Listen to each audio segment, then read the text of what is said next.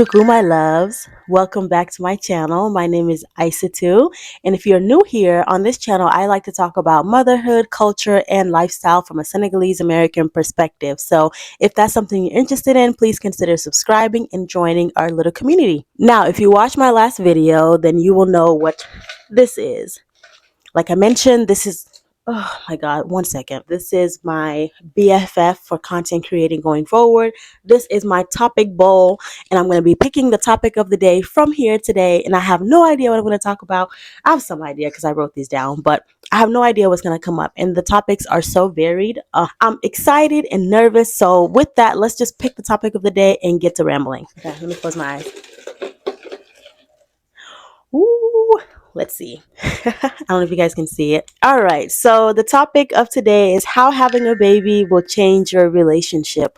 I am really glad that this is the first topic that came up because I am in the thick of it. Okay. So I guess we can do a little story time to help structure this episode. So I'm coming up on 4 years of marriage, which is crazy to me. But yes, 4 years of marriage, and our daughter is going to be 2 right at the time that we're celebrating 4 years of marriage. So our wedding anniversary is December 20th and she turns 2 December 28th. So 1 week exactly. Now, from a timeline perspective, our first year of marriage was spent apart. And if you've seen my video on the K1 visa process, then you know why. So we went through that process, my husband and I, and he was in Senegal for a year while we were trying to get him to come over here to the States. We were religiously married, but not legally married.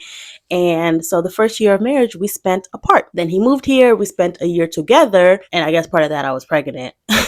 But then we had our baby. So 4 years of marriage, 2 years without a child.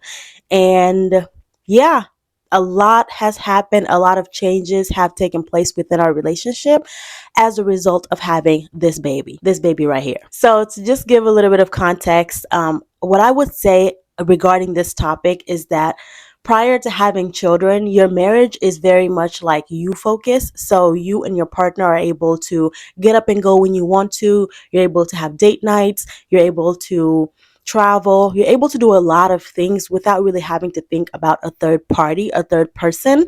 And then all of that takes a complete 180 when you have a child. I'm just gonna let you guys know, like for the last 2 years, I think my husband and I have gone on a number of dates that I can count on one hand. Yes, crazy. We used to go out to dinner like all the time, even if it wasn't like date night, like just being able to be like, I don't feel like cooking today. Let's go out to dinner and just get up and go to dinner. But since having a child, I shouldn't keep saying it like that, right?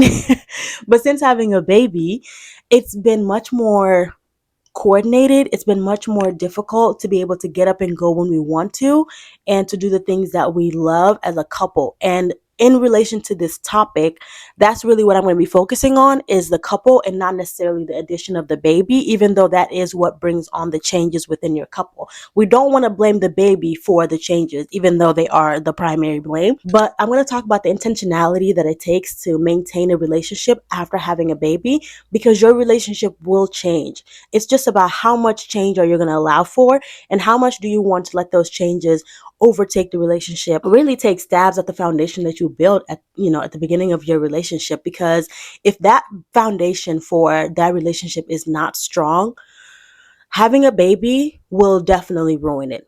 I'm sorry to say, like there's this, I took like a family and love class. I forget what the title of it was, but it was like centered around love and families in college. It was like an elective. But one of the things that they said is like family myth syndrome. So it says if your relationship is not good, getting married will not fix it. If your marriage is not good, having children will not fix it.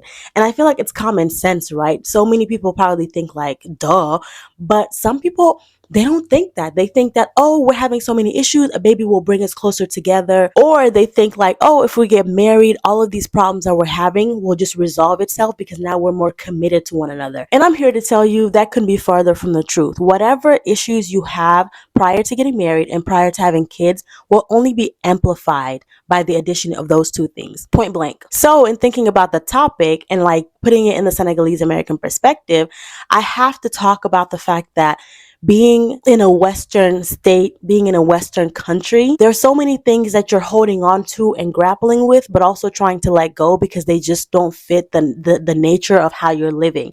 So like, for example, My friends and I always talk about like women in Senegal, say you say we're the ones who are really going through like the trials and tribulations of marriage when it comes to holding down a household in a way that I don't think anybody could understand until they go through it.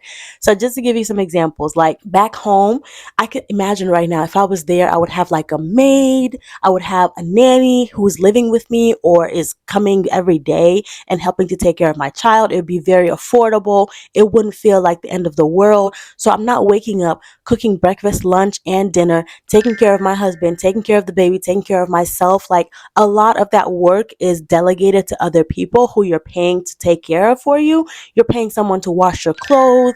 You're paying someone to cook for you. You're paying someone to clean your house. You're paying for someone to sit and play with your child. So I feel like back home, I would have probably had a lot more free time. I would have had a lot more mental space to do some of the things that I love and to uphold my marriage, my relationship.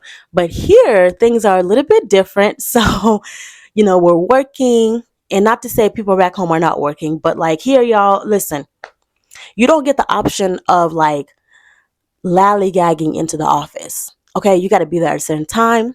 If you have to clock in, you need to clock in at a certain time. You get some late notices, you're going to start getting some write ups, some warnings. Okay, so like there's just a difference in how time is perceived, I feel like here. So don't come for me in the comments. Listen, those who know, they know. So I feel like here, our days are compartmentalized in ways that make it hard for us to even take care of ourselves. Okay, much less take care of a home, a husband, a baby, babies. And so I hope what I'm saying is making sense, but really the crux of it is that the things that we're responsible for here, we don't really have the option of outsourcing it in the way that we would probably back home. And like I said, the people who know, they know what I'm talking about. I could pay for someone to do my laundry, but that's disposable income that I should be using probably towards more necessities.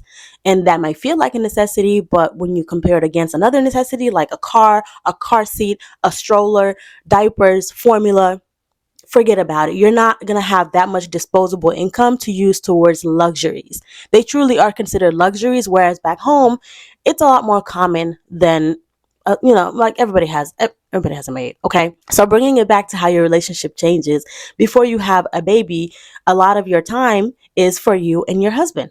You still have domestic duties to do, but they're not as much as when you have a child. I feel like having a child, having a baby adds that element of stress. It adds the element of worry. You may not be yourself for some time after having, especially that first child. Like there's such an adjustment period that no one really talks about. The postpartum period, people talk about that, but there's like a period after the postpartum period, or the postpartum period just stretches out into like a year, 2 years where you don't recognize yourself. You're not putting in the same effort into your relationship. And so you have to be a lot more concerted about that. You have to be more intentional to set up spaces for you and your partner to continue to connect, to continue to pour into one another. And that is really hard to do when you have a baby crying next to you all the time.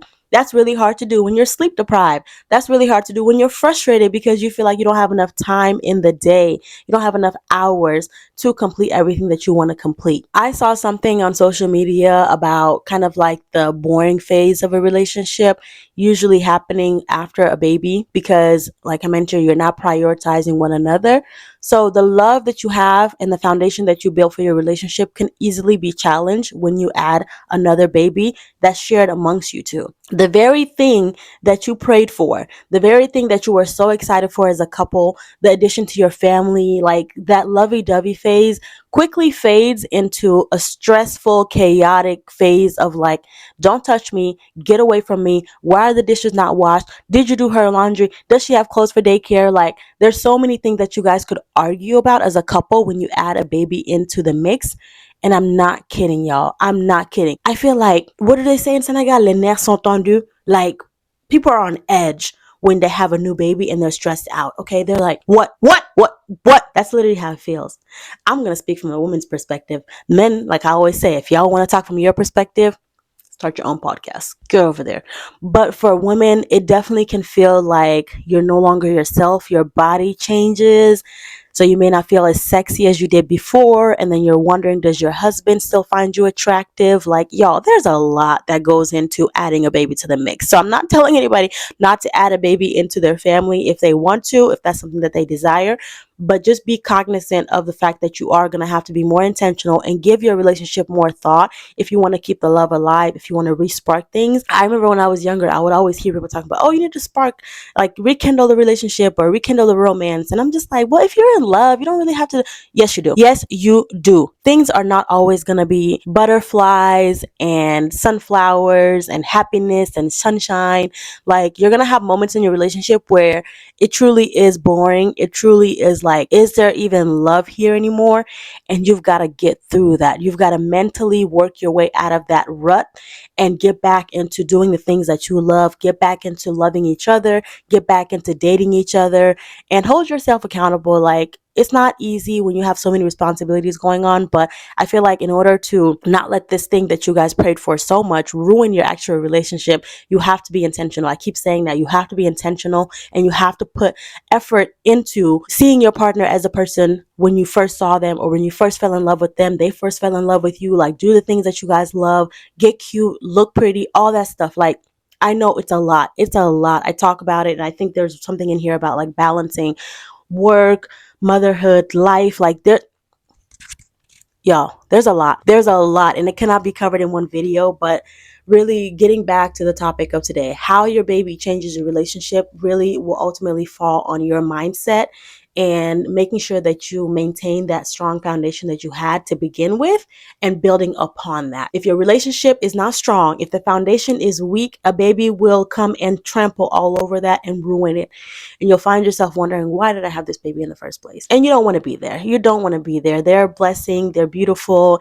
And they actually can add some excitement to your life too. And I don't want it to sound like it's all bad. Of course, there's going to be challenges to the relationship when you add a baby, but there are also going to be some beautiful moments where you see your partner in a new light because of the baby. So to see your partner go from being your wife to being a mother, to see them go from being a husband to being a father is a beautiful journey. It's a beautiful experience. So there's going to be so many cute moments that you get to capture with them interacting with the baby, with them being in that role of fatherhood or motherhood, and it's going to elevate your relationship as well. So I feel like when the communication is there, the intentionality is there, the love is there, and the foundation is strong, ultimately adding a baby to the mix will only enhance the relationship. It will not ruin it, but it still is challenging. So I'm just going to end the video there and do the closing, because honestly, I could ramble on and on about this. There's just so many layers to it, but I would love to get your guys' feedback on this. Like, what have